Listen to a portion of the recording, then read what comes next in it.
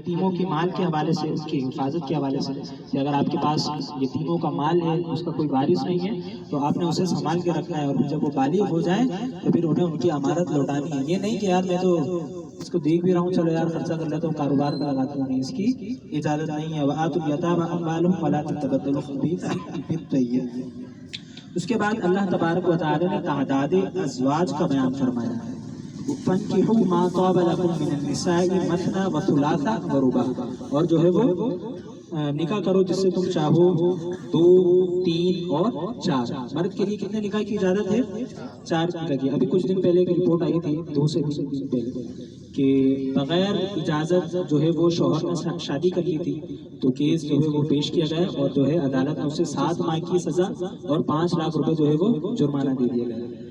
چونکہ ہمارے یہ قانون اور آئین کا حصہ ہے اور ہم اسے مانتے ہیں، تو ایک جو ہے وہ ایک قانون ہے، آپ بیوی کے پاس جائیں اور چیئرمین کے پاس، دوسری کا جو ہمارا چیئرمین، آپ اسے ایک کمپلین لکھیں، اپلیکیشن لکھ کے دے سکتے ہیں کہ وہ میں اس طرح جو ہے وہ دوسری شادی کرنا چاہتا ہوں، بیوی کو بھی بلا لے گا اور وہ پھر وہ اجازت طلب کی جائے گی، کیونکہ یہ ہمارے آئین کا حصہ ہے۔ تو آئین ہم مانتے ہیں الحمدللہ، تو آئین کے مطابق اجازت کے بعد جو ہے وہ آپ دوسری شادی کر سکتے ہیں، تیسری کر سکتے ہیں، چوتھی کر سکتے ہیں، لیکن شریعت نے اجازت دی ہے، شریعت نے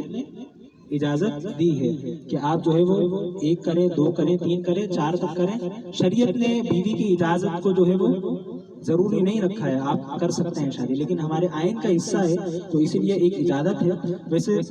جس طرح بھی جو ہے وہ کیس سنایا گیا ہے، عموماً ہوتی نہیں ہے، عموماً معاملہ رفع دفع ہو جاتا ہے، لیکن اس دفعہ جو ہے وہ میرے خیال سے کوئی زیادہ اس نے کوئی ہائی فائی وکیل کر دیا ہوا، تو وہ 2-3 دن پہلے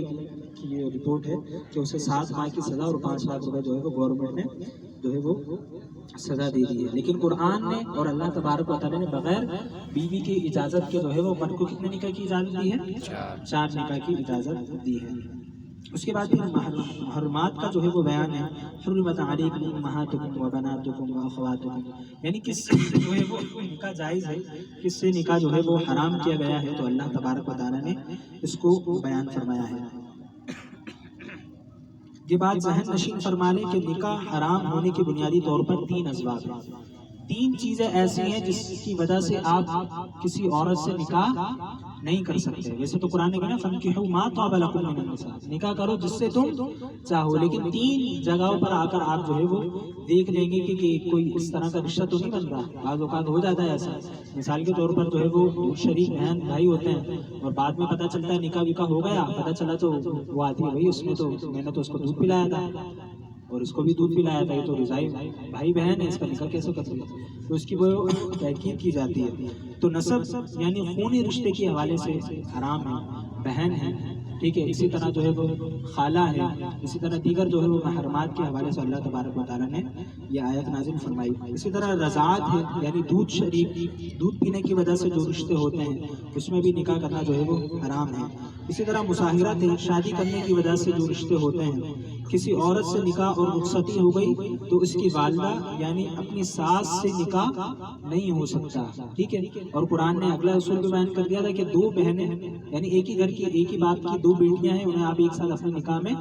نہیں رکھ سکتے۔ ہاں، ایک بیٹی اس کی نکاح میں آپ کے، اس کا انتقال ہوگا، اس کا وصال ہوگا، ٹھیک ہے، اب پھر اسی کی دوسری بہن سے آپ شادی کر سکتے ہیں، لیکن ایک ساتھ دونوں بہنوں کو جمع نہیں کر سکتے، اور نہ ساس سے جو ہے وہ آپ شادی کر سکتے۔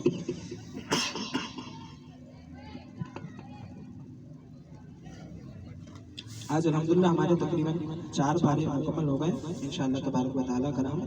5ویں پارے سے آغاز کریں گے۔ اللہ رب العزت سے دعا کرتے ہیں جو کچھ گناہ ہمیں اس پر کرنے کی توفیق و سعادت عطا فرمائے۔